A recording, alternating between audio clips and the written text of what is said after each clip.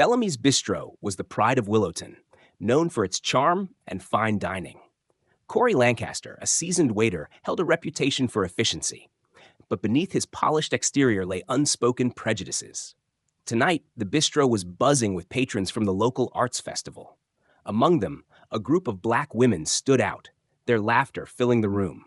Corey approached their table with a strained smile, his polite tone masking disdain. Service dragged, drinks delayed, orders forgotten. When Maya, a poised lawyer, calmly addressed the missing side, Corey smirked. "Oh, you're that kind of customer," he said, his voice loud enough to draw attention. Tension thickened. The women felt the shift. Their welcome had soured. Yet they stayed, unaware that Corey's condescension would set off a chain of events that would soon unravel everything.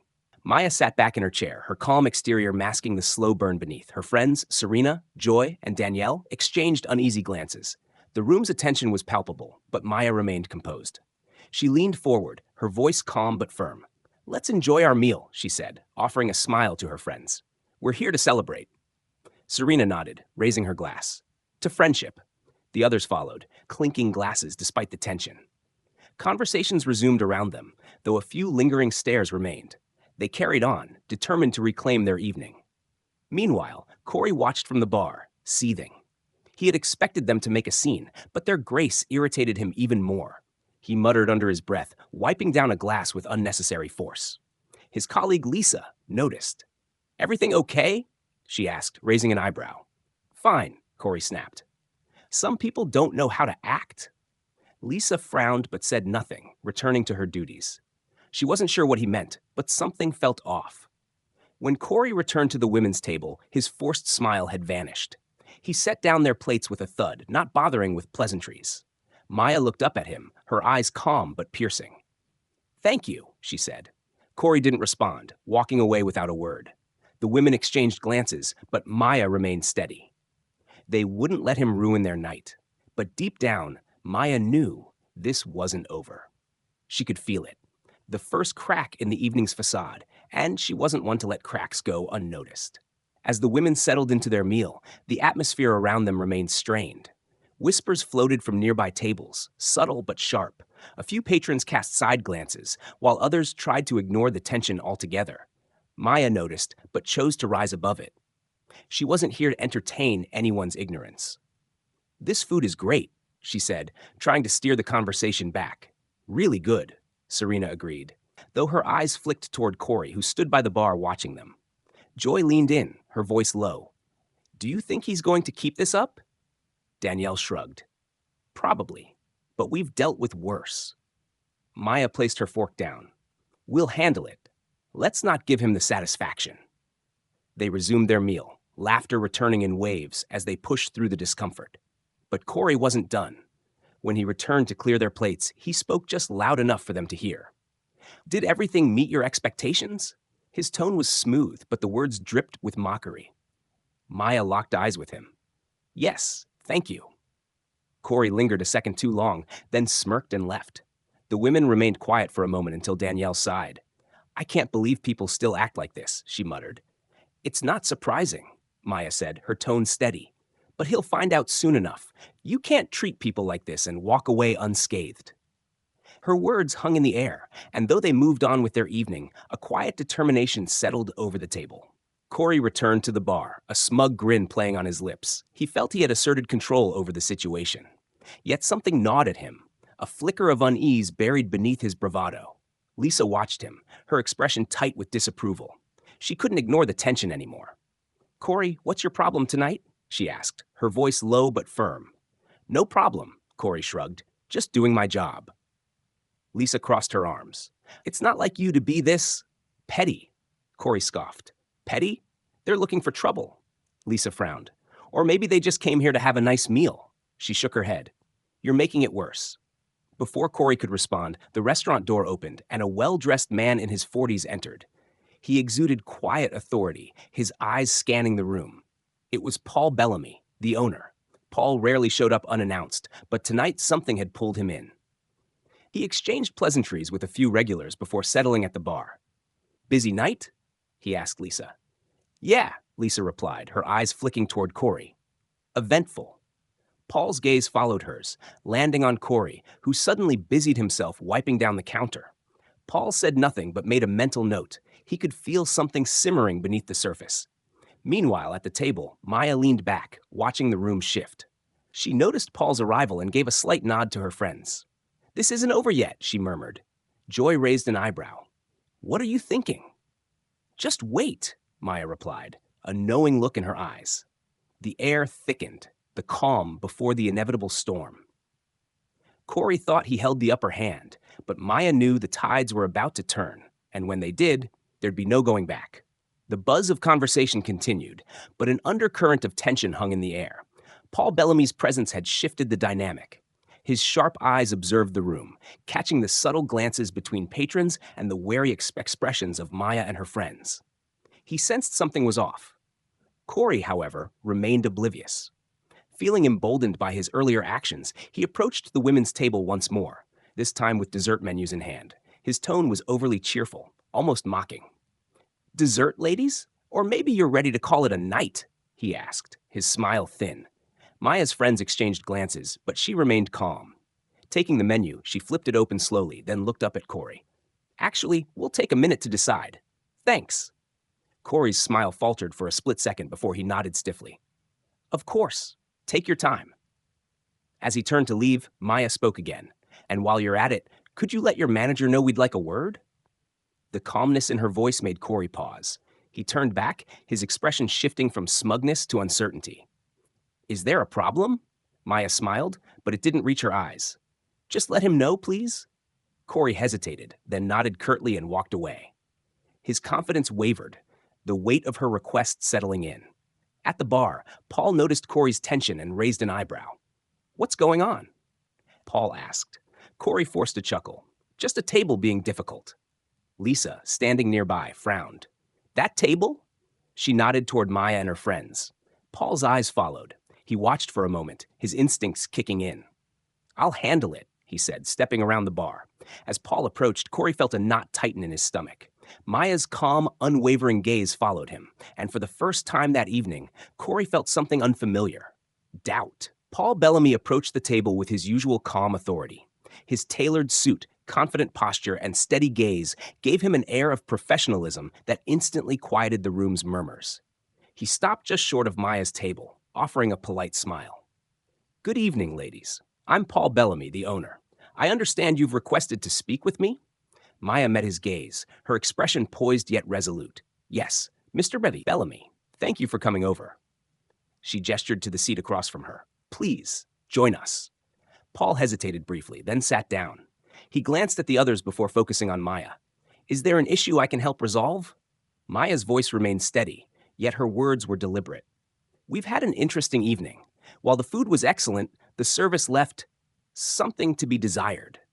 Paul's expression shifted slightly, his eyes narrowing. "I see. Could you be more specific?" Maya leaned forward, her tone calm but firm. "It's not just about slow service or forgotten items. It's about being treated with less respect than your other patrons." Paul glanced at the surrounding tables, noting the uneasy stares from a few regulars. His jaw tightened. "I apologize if anyone made you feel unwelcome. That is not how we operate." Before Maya could respond, Corey reappeared, his face flushed. "Is there a problem here?" he asked. His voice strained. Paul held up a hand, silencing him. "Corey, I'm speaking with our guests. I'll handle this." Maya's gaze never wavered from Corey. "It seems the problem just walked up," she said quietly. Corey stiffened, his facade cracking. Paul turned to him, his voice low but firm. "Step back, Corey. Now." Corey hesitated, then reluctantly backed away, his eyes flicking between Paul and Maya. The weight of the room pressed down on him, but he still clung to his defiance. Paul exhaled slowly, turning back to Maya. "Please, continue." Maya's friends remained silent, their trust placed in her to speak for them. She straightened her posture. "We're not looking for an apology to smooth things over. We're here to ensure this doesn't happen again. To anyone." Paul nodded, understanding the gravity of her words. "You have my full attention." The room seemed to hold its breath as Maya continued, her voice steady but purposeful. "Throughout the evening, we've been treated differently, disrespectfully. Orders delayed, remarks made, and a clear message that we aren't welcome here. It's not just poor service, it's something more." Paul leaned forward, his brow furrowed. I'm truly sorry to hear that. Can you tell me exactly what was said or done? Maya glanced briefly at her friends, then fixed her gaze on Paul. When we mentioned a missing item, your waiter implied we were difficult customers. His tone was condescending, his service noticeably slower, and he made it clear through his actions that he believed we didn't belong here. Paul's jaw clenched, his eyes flicking toward Corey, who lingered nearby, pretending to be occupied. He turned back to Maya, his voice calm but firm. I assure you, this behavior is not tolerated at Bellamy's. I take these accusations seriously. Corey, overhearing, couldn't hold back any longer. That's ridiculous, he blurted. They're overreacting. I was doing my job. Paul stood abruptly, his tone sharp. Enough, Corey? Maya raised a hand, keeping her composure. Let him speak, she said calmly. Paul hesitated, then nodded reluctantly. Corey took a deep breath, his frustration bubbling over. I treated them like any other table. Maybe they're reading into things that weren't there. Maya's eyes narrowed, her calm exterior finally cracking. Reading into it? You dismissed us, delayed our orders, and made sarcastic comments loud enough for everyone to hear. We're not imagining this. Paul turned to Corey, his voice colder now. Is that true? Corey shifted uncomfortably. I didn't mean anything by it. Maybe I was a little short, but it wasn't personal. Maya stood, her presence commanding. It is personal when we're treated as less than, and it's personal when someone in a position of service uses that power to demean others. The restaurant fell silent.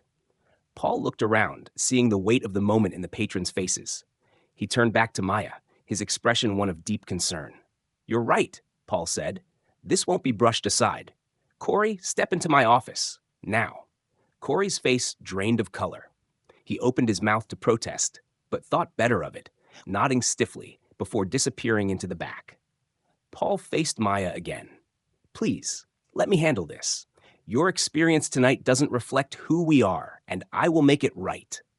Maya studied him for a moment before sitting back down. We'll hold you to that. Paul Bellamy returned from the back office after a tense few minutes, his expression stern. The restaurant had remained unusually quiet in his absence, with customers whispering amongst themselves. All eyes followed him as he approached Maya's table. Ladies, Paul began, his voice calm but resolute. I've spoken to Corey. He's been removed from the floor for the rest of the evening and placed on indefinite suspension while we conduct a full investigation. Maya studied him carefully. And what happens after that? Paul sighed, rubbing the back of his neck.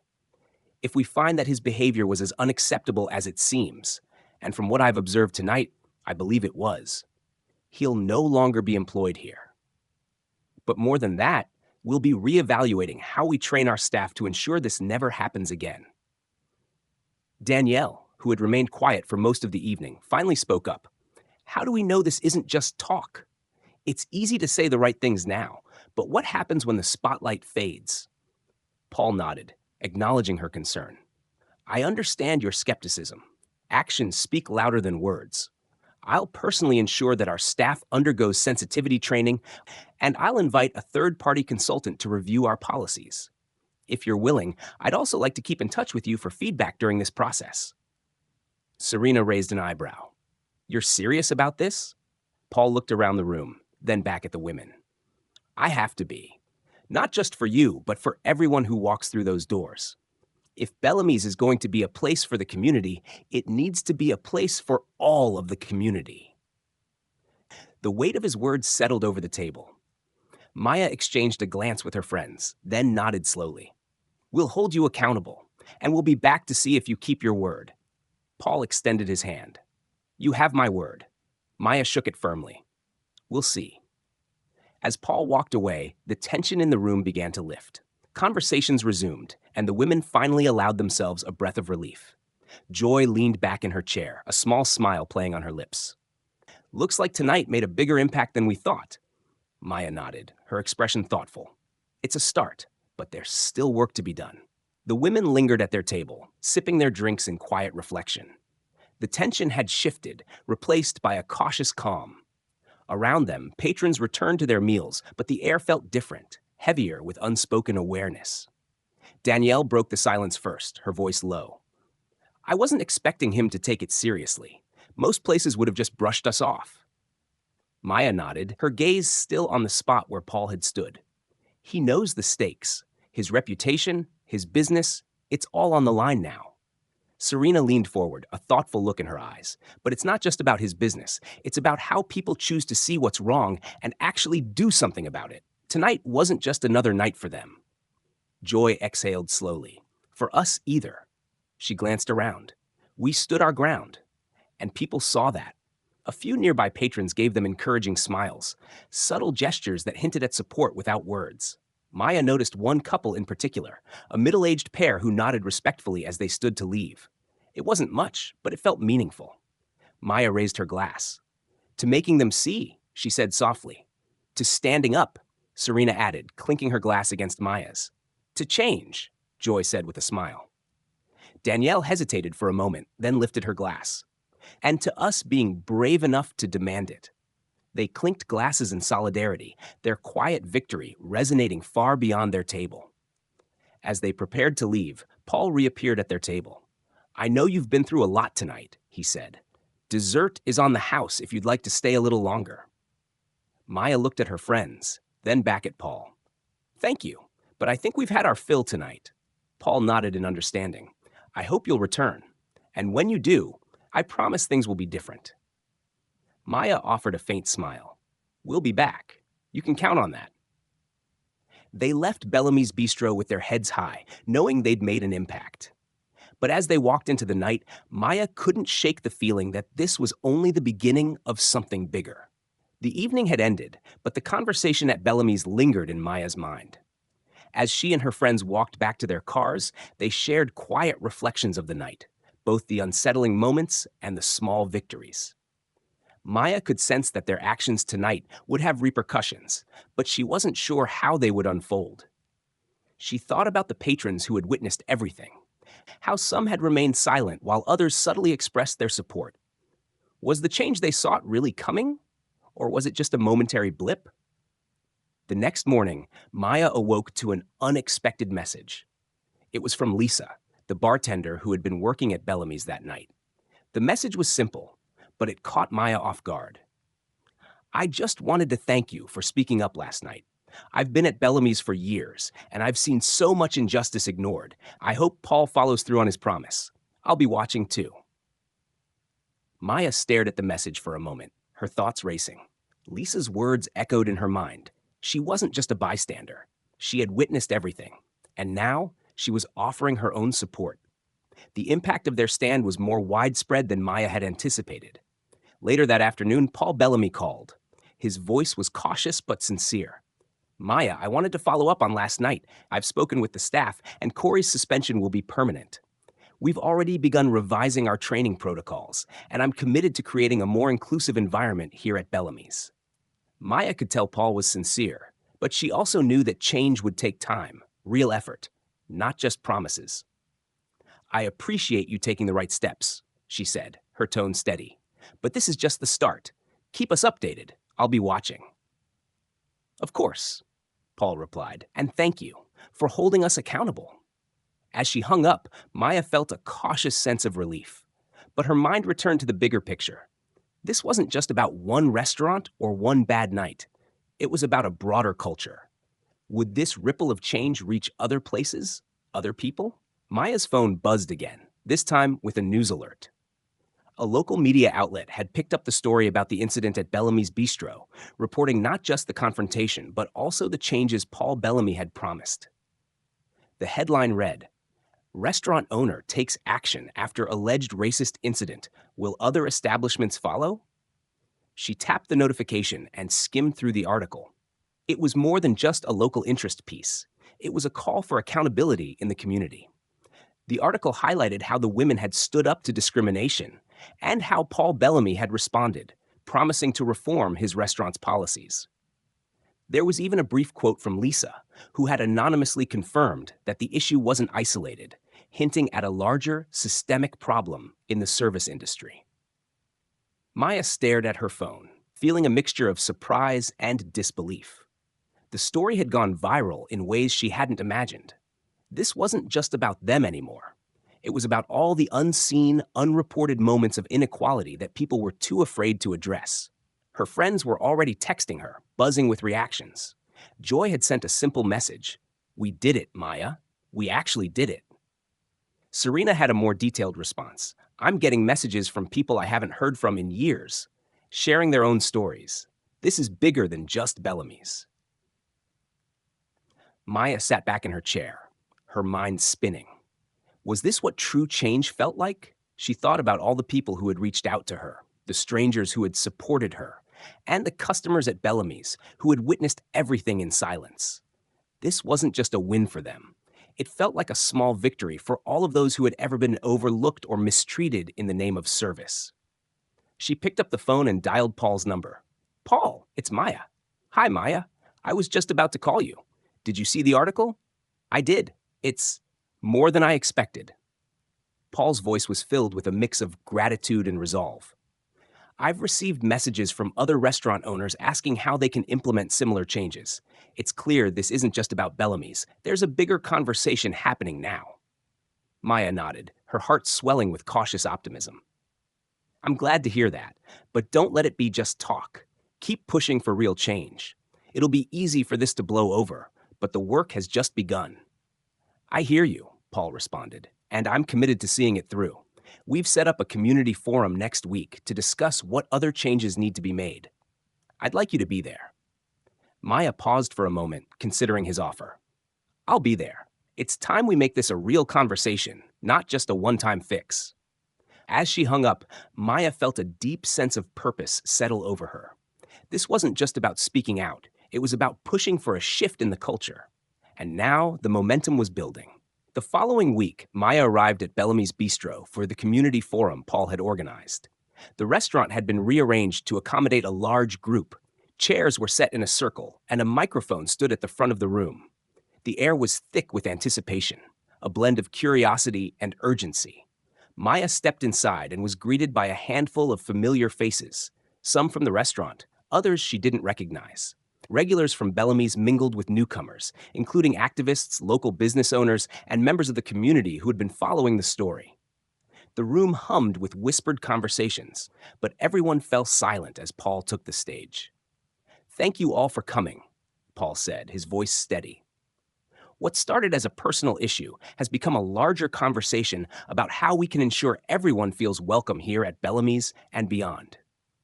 Today, we're here not just to listen, but to act. We can't change things unless we hear each other out and make real commitments." Maya found a seat near the back, taking in the faces around her. She could feel the weight of the room, a sense of collective responsibility hanging in the air. There was something in the atmosphere that felt different. A shift was happening, but would it be enough? As Paul began to speak about the changes already underway at Bellamy's, staff training, a zero-tolerance policy for discrimination, and a new customer feedback system, Maya felt both encouraged and cautious. It was a good start, but words alone wouldn't be enough to dismantle years of systemic issues.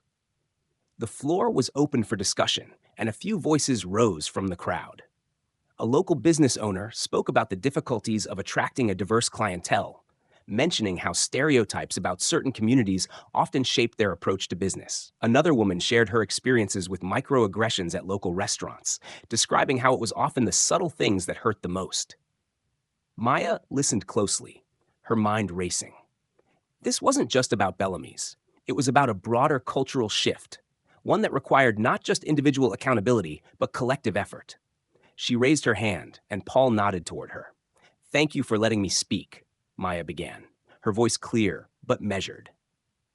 "We've talked a lot about what's wrong, but I want to take this further. Yes, policies can change, and training can be implemented, but what's truly necessary is a shift in mindset."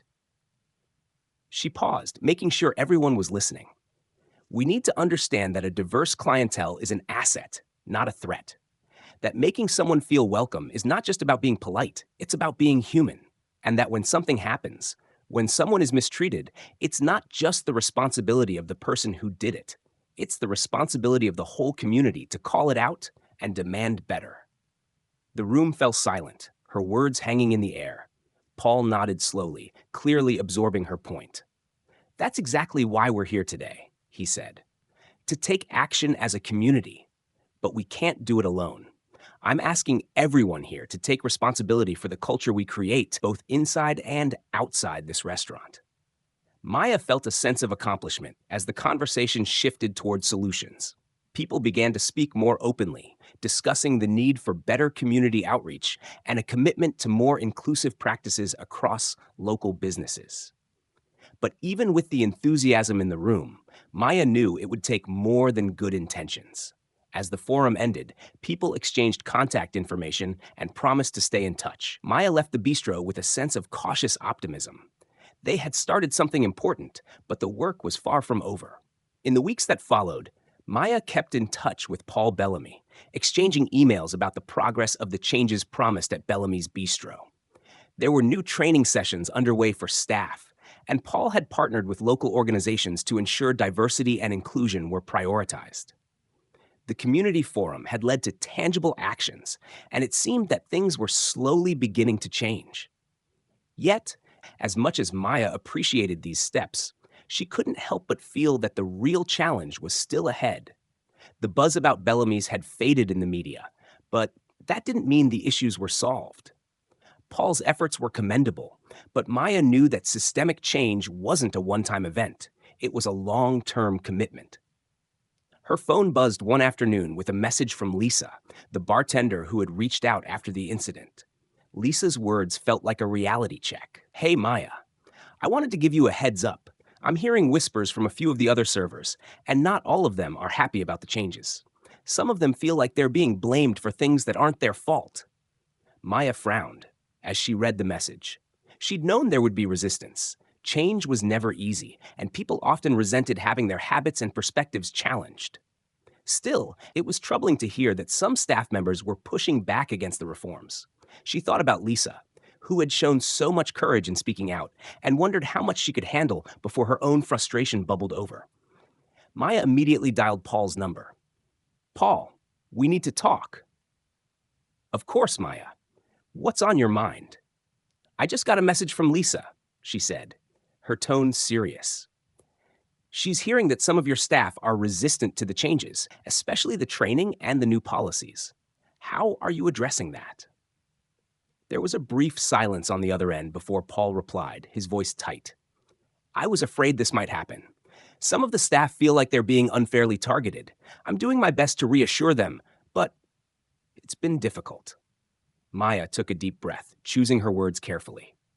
"Paul, this isn't about making anyone feel guilty. It's about making sure no one else has to go through what we did. The kind of discrimination we faced doesn't go away just because we ignore it." "I know, Maya," he said, his voice filled with frustration. "But I can't control how people feel. I'm trying to lead them through this, but some of them are resistant to change. I don't know how much longer I can hold it together." Maya's heart sank. She knew that change was hard, and that often the people who were closest to the problem were the hardest to reach. But she also knew that Paul had made a promise to his community, and he couldn't afford to back down now. "You've already done a lot, Paul, but you need to stay strong. Maybe it's time to have another meeting with your staff. Open up the conversation. Make it clear that this isn't about assigning blame. It's about creating a culture where everyone, customers and employees alike, feels respected." Paul sighed. "You're right. I'll call a meeting next week. Thanks for your patience, Maya. I'll keep you updated." After hanging up, Maya sat back in her chair. She had hoped the road to change would be smoother, but she understood the realities now. This was a marathon, not a sprint. And as much as she wanted things to change quickly, she knew that every victory, no matter how small, counted. The following week, Paul followed through with his promise and called a staff meeting. Maya wasn't surprised to hear that the atmosphere in the bistro was tense. She had spoken to Lisa, and it was clear that not everyone in the restaurant shared Paul's commitment to the changes. When Maya walked into Bellamy's Bistro that afternoon to check in, she saw a mix of familiar faces, some eager, some apprehensive. The room was split between staff members who had embraced the new direction and others who looked uncomfortable, their arms crossed in silent protest. Paul was at the front of the room, looking every bit the business owner trying to keep a sinking ship afloat. He was addressing the staff with a calmness that barely masked his growing frustration. I know this has been a difficult transition for some of you, Paul said, glancing around the room. I want to make it clear that the goal here is not to attack anyone personally. It's not about placing blame. It's about ensuring our guests, no matter who they are, feel safe and respected. Maya could hear the uncertainty in his voice, and she knew that the task at hand wasn't just about convincing the staff. It was about breaking down walls that had been built up over years, walls of ignorance and entitlement that many of the employees weren't willing to let go of easily. Lisa, standing near the back of the room, caught Maya's eye. She looked weary but determined, her arms crossed in a protective stance as she watched Paul speak. Maya gave her a small nod, silently offering her support. The meeting was becoming a tug-of-war between Paul and his staff, with a few voices growing louder in opposition. One of the senior waiters, Mike, stood up, shaking his head. "I get it, okay?" Mike said, his tone sharp. "But I've been working here for years. We've always treated everyone equally. Now suddenly, we have to be extra careful? It feels like you're saying we're all racist, like we've been doing this wrong the whole time." The room was silent. Maya could see the tension in Paul's face, the way his hands gripped the podium, as if holding himself back from lashing out. "That's not what I'm saying," Paul responded evenly. "What I'm saying is that there's a history here, a history of things being overlooked, a history of customers being treated differently. We have to acknowledge that, and we have to make sure that going forward, that doesn't happen again." Mike's expression didn't soften. "Well, maybe we just don't need all this extra sensitivity. People don't like being treated like they're some kind of problem. Why are we the ones who have to change everything?" The room was quiet for a moment. Then Maya stood up. All eyes turned to her as she stepped forward, her voice calm but firm. "Mike, I understand you're frustrated," she began.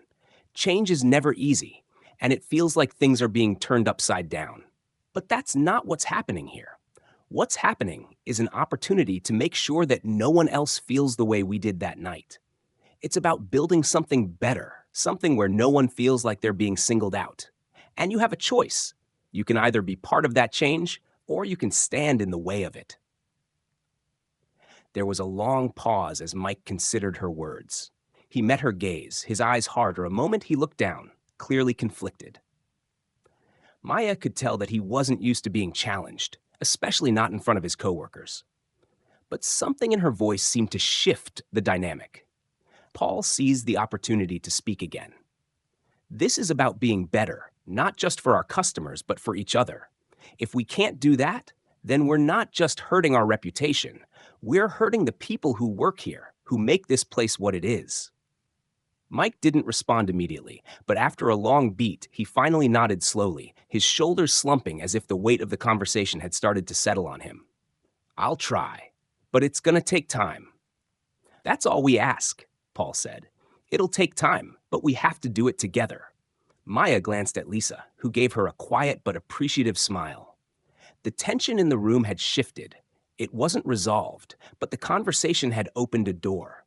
The work wasn't over, but for the first time in a long while, it felt like real progress was being made. The next few weeks at Bellamy's Bistro were challenging. While some staff embraced the changes Paul had promised, others remained resistant. Maya kept in touch with Lisa, who reported slow progress. "Some are coming around, but there's still tension, especially with the regulars," she wrote. One evening, as Maya and her friends sat down, she overheard two women discussing the changes at the bistro. One was optimistic about the inclusivity efforts, while the other was skeptical. "But will it last? I've seen places try this and slip back into old habits," she said. Just then, Maya spotted Corey, the same server who had humiliated her and her friends, walking toward their table. Maya's stomach tightened. He was back after his suspension. His brief glance at her was telling. "Good evening, ladies," Corey said flatly. "What can I get you started with?" Danielle leaned in and whispered, "Should we say something?" Maya paused. She had to decide, confront Corey or let it slide? She realized this was a test, not just for Corey, but for Bellamy's commitment to change. She stood up. "Corey, can we talk?" He stiffened, but nodded. "Sure." Maya motioned for him to come closer. "Last time, your comments were inappropriate. Paul's making changes, but I need to know if you are." Corey shifted uncomfortably. "I get it. I'm sorry, it wasn't right." Maya nodded. Words are easy, Corey. We'll see if your actions match. Corey hesitated, then walked away. Maya watched him go, wondering if he truly meant his apology. This was just the beginning, but Maya felt it was a small step forward. A few days after her confrontation with Corey, Maya was surprised to get a message from Paul. He wanted to meet at the bistro to discuss the progress of the changes. She arrived early, noticing that the usual buzz of conversation seemed quieter than usual. Paul greeted her warmly, but with a hint of wariness in his eyes. "Thanks for coming," he said, leading her to a quieter corner. "I wanted to get your thoughts on how things have been going. Honestly, it's been tough. There's been some pushback, and I don't know if we're seeing the real changes we need yet." Maya nodded. She had sensed the resistance during her last visit, but hearing Paul acknowledge it was something else entirely. "It's not going to be easy," she said, "but if this is something you're committed to, it'll work in the long run." Paul sighed. "I want to believe that, but it's hard when some of the staff aren't fully on board. I know we're pushing against years of culture here." Maya thought about the staff meeting she had witnessed a few weeks ago. It was clear that not everyone was on the same page. But she also knew there had been progress. People like Lisa were trying to help shift the culture. "Change takes time," Maya said. "You've made a solid start, but you'll need to keep pushing for it to stick." Just then, Lisa appeared at the counter, and Maya noticed her look of concern. She waved Lisa over. "Hey, can you join us?" Maya asked. Lisa hesitated, then came over, her expression more serious than usual. "Everything okay?" Maya asked. Lisa sat down, glancing at Paul. "Actually, I was just talking to one of the waiters, Mike, the senior server. He's not happy about all these changes. He thinks we're being too politically correct, and it's affecting his tips." Maya's eyebrows lifted. "That's concerning." "I know," Lisa replied. "And it's not just Mike. Some of the others are starting to grumble too. There's a sense that we're catering too much to one group and neglecting the regulars." Maya could see the concern in Paul's face. "I get it," he said, "but we're not catering to one group. We're just trying to make everyone feel respected." Lisa nodded. "Exactly. But we're getting some real pushback. I think it's going to take more than just training. It's going to take direct action, not just words." Paul paused, clearly mulling over her words. Then, as if struck by a thought, he looked back at Maya. "Do you think there's anything more we could do to get through to the staff? Something beyond the meetings or training?" Maya thought for a moment. "You might have to make it personal. Show them that this isn't just a policy, but something that affects everyone. Maybe we can bring in a speaker, someone who's been on the receiving end of this kind of behavior." Paul seemed to consider the idea.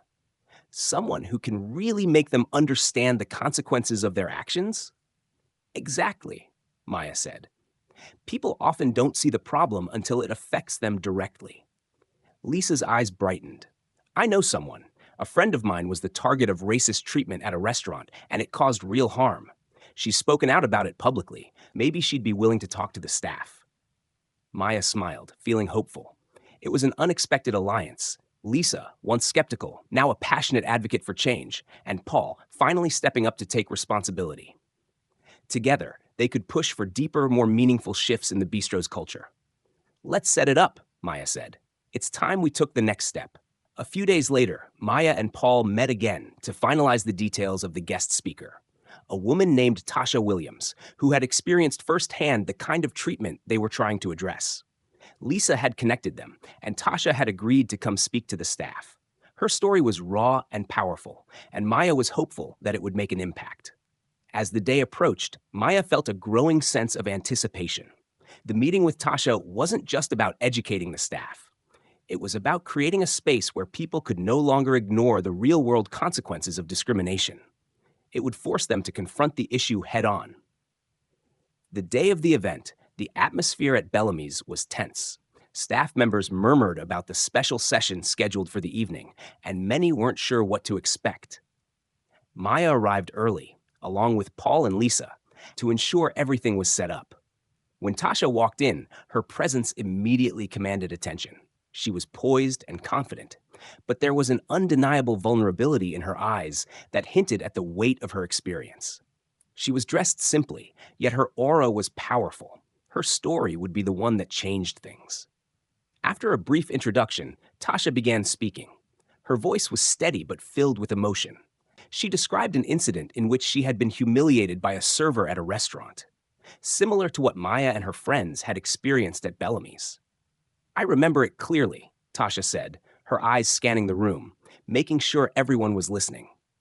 I walked in, sat down, and immediately felt like I didn't belong. The server made assumptions about me based on my skin color. The comments, the dismissive attitude, they were all a clear message. I was less than the other customers. There was a ripple of discomfort in the room, but Maya noticed that most of the staff, including Corey, was silent, their attention fixed on Tasha. Tasha continued. It wasn't just about that one incident. It was the way the restaurant handled it afterward. Or rather, the way they didn't. They pretended like nothing had happened. They thought I would just forget about it, move on. But I didn't. And I couldn't. Her words were simple, yet devastating. Maya saw several staff members shift uncomfortably in their seats. Even Corey, who had seemed unbothered before, was now visibly affected. I'm not here to blame anyone in this room, Tasha said, her voice growing softer. I'm here to remind you all of something very important. Your actions matter. The way you treat people matters. Because what you say and how you treat others doesn't just affect the person in front of you. It affects their entire experience. It stays with them. Maya watched as the room absorbed her words. There was a silence, heavy with realization. Tasha's vulnerability had cracked through the hardened walls of the staff's resistance. For the first time, Maya saw real recognition in their eyes. After Tasha finished speaking, the room remained quiet for several moments. Then, slowly, Paul stood up. His voice was thick with emotion. Thank you, Tasha. I think we all needed to hear that. Maya could see the shift in the room. The staff wasn't just hearing the words, they were starting to feel them. There was still work to do, but this moment felt like a turning point. Corey, who had been sitting in the back, raised his hand. Can I say something? Paul nodded. I never thought about it like that. I'm not proud of what I did, and I get that it's bigger than just me, Corey said, his voice tinged with regret. I'm sorry for what happened. I'll do better. Maya's heart lifted. It wasn't a perfect apology, but it was something.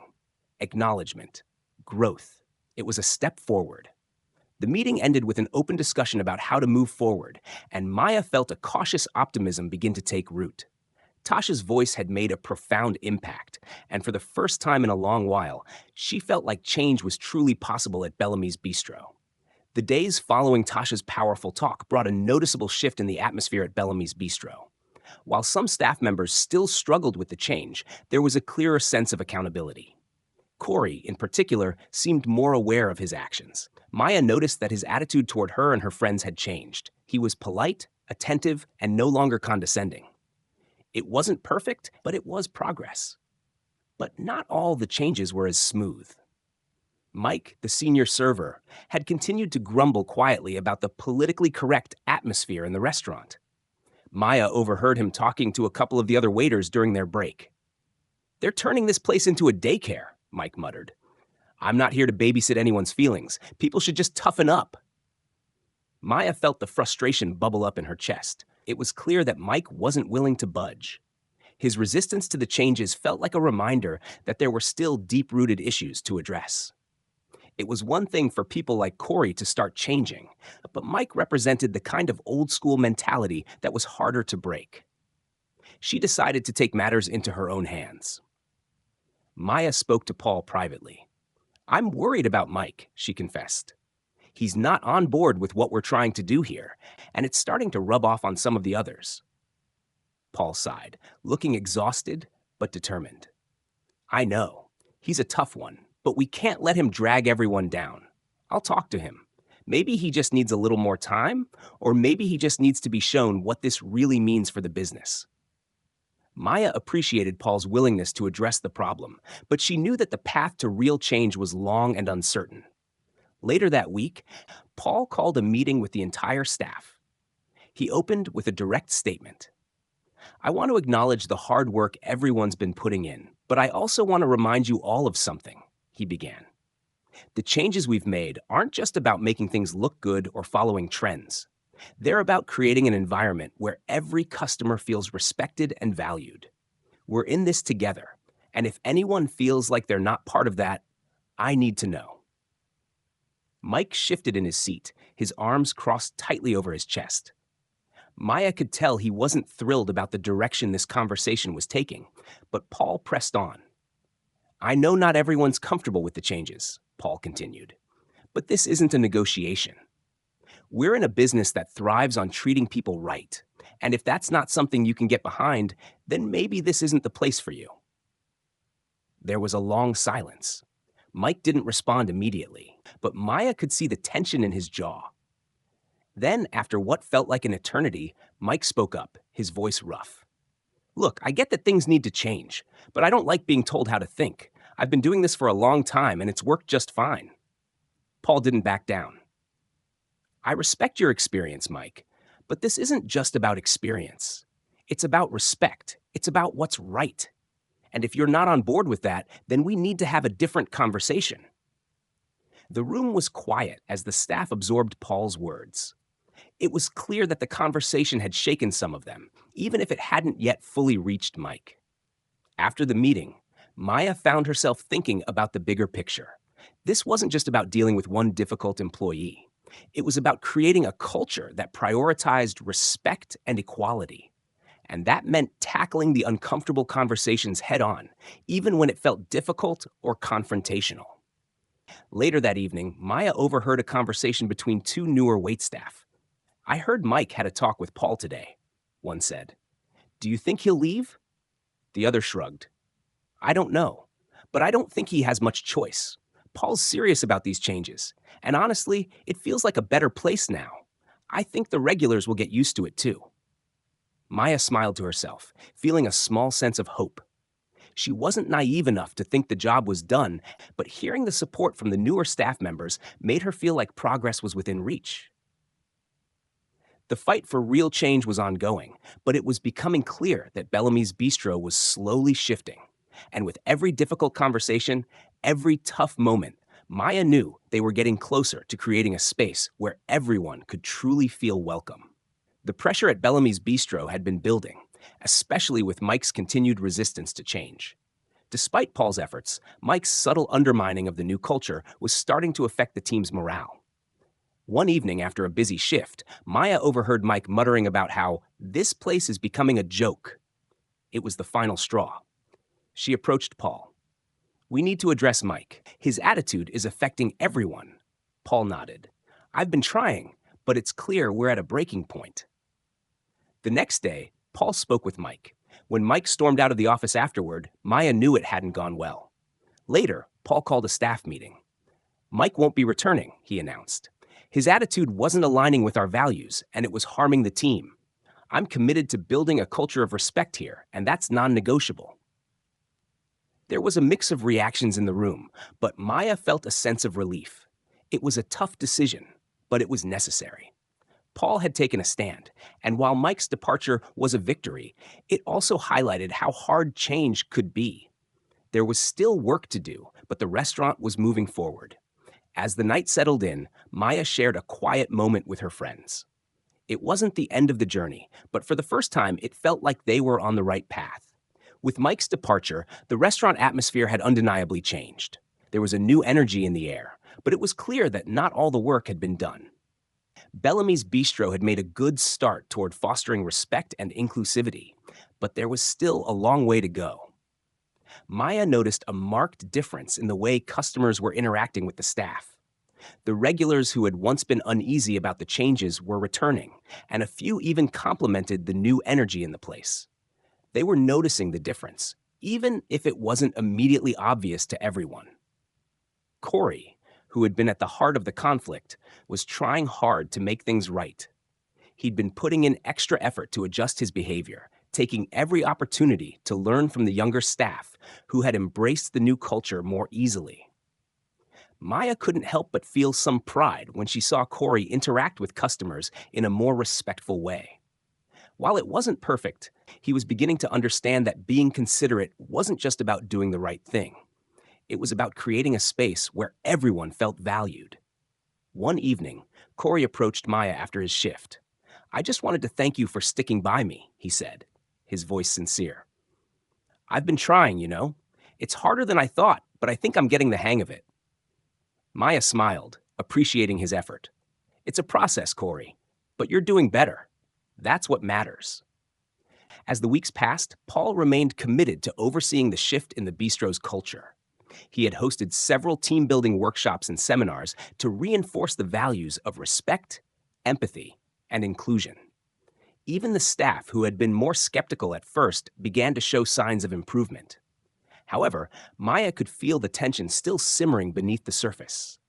It wasn't just about the staff. There were still moments when customers would make offhanded remarks that reminded her of how deeply ingrained certain biases could be. It wasn't a matter of confronting each individual, but rather creating a culture where such behavior was simply unacceptable. One night, a regular customer, who had been coming to the bistro for years, made an inappropriate comment to one of the newer servers. Maya happened to be walking by, and she caught the tail end of it. The server, though visibly uncomfortable, remained composed, but Maya knew she had to step in.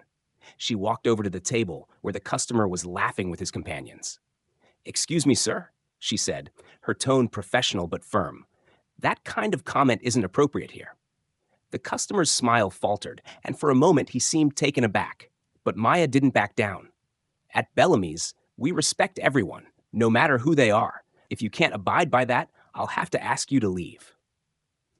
There was a brief silence before the customer muttered an apology. Maya didn't let her guard down, though. She could see the discomfort in his eyes, but she wasn't there to make him feel comfortable. She was there to make it clear that respect wasn't negotiable. As the night wore on, Maya felt a sense of accomplishment. She had confronted the situation directly, and in doing so, had helped reinforce the culture that was slowly but surely taking root at Bellamy's. Later that evening, Paul approached Maya. "I saw what you did with that customer," he said quietly. "Good job. That's the kind of leadership we need." Maya nodded, but she knew this was just one battle in an ongoing fight for inclusivity and respect. There would be more challenges ahead, but each moment like this built a stronger foundation for the future. Bellamy's Bistro had made significant progress, but there were still moments of resistance. One evening, Maya noticed an older woman speaking to Lisa at the bar, her face tight with disapproval. The woman was voicing her discomfort with the changes in the bistro. "I just don't understand all this political correctness," the woman said. "It's not like it used to be." Maya approached, her voice calm but firm. "Is there a problem, ma'am?" The woman shot Maya a glare. "This place used to have character, but now you're bending over backward to please everyone. I don't like it." Maya stood her ground. "We're here to make sure everyone feels respected. This isn't about pleasing anyone. It's about creating a welcoming environment for all." The woman sneered. "Well, I don't like it." Maya didn't hesitate. "If you can't respect that, I'll have to ask you to leave." After a long silence, the woman grabbed her things and left, muttering under her breath. Maya turned to Lisa, who was shaken. "You okay?" she asked. "I'm fine, thanks," Lisa replied. Later, Paul approached Maya. "I saw what happened. Good call. We can't let anyone disrupt the culture we've worked so hard for." Maya nodded. "It's a constant struggle, but we're making it work." As Maya reflected on the night, she knew that standing firm in their values was essential. There would always be resistance, but the bistro's future depended on their ability to maintain respect and inclusivity. The days following the confrontation with the customer were quieter, but Maya could feel the shift in the air. It wasn't just about the customers anymore. It was about the team. The way they came together in the wake of each challenge was a testament to how far they had come. One afternoon, Maya gathered the staff for a quick team meeting. "I just want to take a moment to say thank you," she began. "We've been through a lot together, and you've all stepped up. It's not easy, but we're building something special here." There were murmurs of agreement from the team. Even Corey, who had been hesitant at first, looked genuinely appreciative. Maya had seen the changes in him. His interactions with customers were more thoughtful, and his awareness of the bistro's new culture had grown. Paul had done his part to provide the team with the tools and support they needed to succeed. But it was the staff's collective effort that had truly made a difference. Each person, from the newest hire to the longtime workers, had come to understand that the environment they were fostering was a shared responsibility. As Maya spoke, she noticed the quiet pride in their faces. For the first time, they weren't just a group of people working together. They were a team. They were united in their mission to make Bellamy's Bistro a place where everyone, regardless of their background, felt respected and valued. After the meeting, Maya took a moment to reflect on how far they had come. It hadn't been an easy road. There had been moments of doubt, of frustration, and of resistance. But through it all, the team had remained steadfast. They were stronger now, more resilient, and more committed to their vision. Later that evening, as the bistro filled with customers, Maya watched the team in action. There was a fluidity to the way they moved, working together seamlessly, anticipating each other's needs. The challenges weren't over, but Maya could see that they were ready for whatever came next. The restaurant's transformation had been profound, but it was more than just about the staff or the customers. It was about the community they were building, a place where everyone, regardless of who they were, could feel like they belonged. As the night drew to a close, Maya felt a sense of pride. They had done it. Together, they had created something meaningful. Bellamy's Bistro had undergone a remarkable transformation. What once felt like a battleground for change had evolved into a thriving, respectful space. Maya stood near the kitchen, watching her team as they moved with purpose, a unified rhythm now present in their actions. The staff, from the longtime workers to the newer hires, were not just serving food. They were embodying the values the bistro had fought so hard to instill. Corey, once a source of tension, now mentored the younger servers, making sure they understood how important it was to create an environment where everyone felt safe and valued. Lisa, who had often been quiet, now took the lead in fostering open conversations among the team, making sure no one was left out. Even Paul, who had once been the only one to keep pushing for these changes, now found himself standing back more often, letting the team handle things on their own. The staff no longer needed constant oversight. They were taking ownership of the vision themselves. Maya smiled as she looked around. The bistro had truly become a reflection of what they had worked for, a space where the values of inclusivity and respect were second nature. There were still challenges, of course. The world outside still carried biases, and the road to true equality wasn't a straight line. But here, within these walls, there was a shared understanding of what it meant to treat everyone with dignity. The atmosphere felt lighter now. Maya had overheard a customer earlier commenting on the change in the environment. "It's not just the food," the woman had said to her companion. "It's like they really care here." The sentiment filled Maya with pride. They had turned a difficult journey into something beautiful, and the feedback was a sign that they were on the right track. Later, as Maya closed up for the night, Paul came to join her. "You know," he said, "I'm proud of everything we've built here. We've made a real difference." Maya nodded. "We did it together. It wasn't always easy, but we're finally where we want to be." As she locked the door and turned off the lights, Maya stepped into the cool evening air. She paused, looking back at the bistro one last time before heading home. There was still more work to be done, but for the first time, Maya felt confident that the bistro had become a place of true change. The struggle was never just about correcting wrongs. It was about creating a space where everyone, regardless of their background, could feel welcome and respected. And with that, Maya knew that the bistro's future was bright. As Maya walked down the quiet street, the sounds of the city fading behind her, she felt a deep sense of peace wash over her. The journey that had started with so much uncertainty had come full circle. Bellamy's Bistro wasn't just a business. It had become a testament to what could happen when people came together with a common purpose. She thought back to those early days, the tension, the doubts, and the resistance. It had felt like an uphill battle at times, but now, as she reflected on how far they had come, Maya realized that the most difficult journeys often led to the most rewarding destinations. The bistro had become a place of growth, not just for the staff, but for herself. It had challenged her, pushed her, and ultimately transformed her understanding of leadership. She had learned that true leadership wasn't about controlling everything. It was about creating space for others to grow, supporting them as they found their way. Maya knew that while Bellamy's had changed, the world outside was still complex, and the work wasn't over. But for the first time, she felt that the bistro was more than just a response to a problem. It was a symbol of what could be achieved when people stood up for what was right. It had become a beacon for the kind of community Maya had always hoped to see in the world, one where respect, empathy, and kindness weren't just ideals, but lived realities. As she reached her apartment, she took one last look at the bistro in the distance. The lights were dimming. The door had closed for the night, but Maya knew that the impact of what they had built would ripple outward.